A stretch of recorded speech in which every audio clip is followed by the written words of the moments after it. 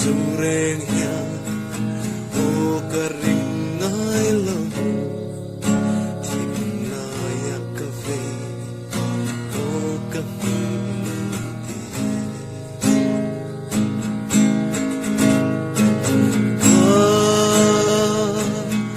ve reng trin che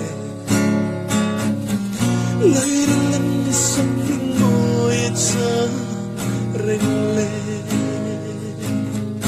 đang sống tất chu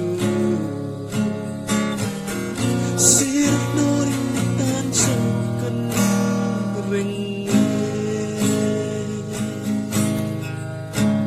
partin sông le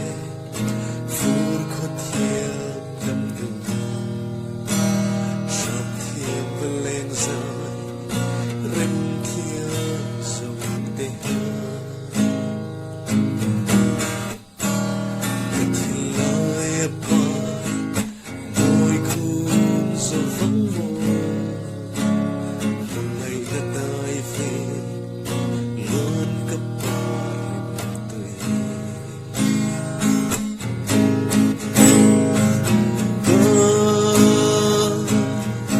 về rừng trên xe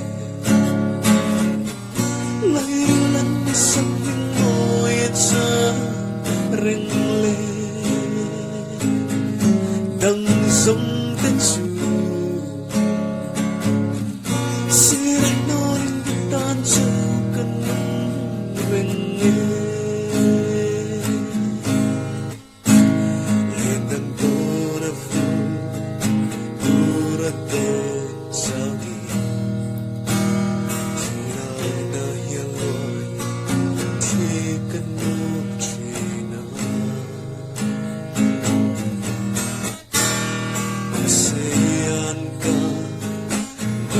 Katun sangi lungai chung puisi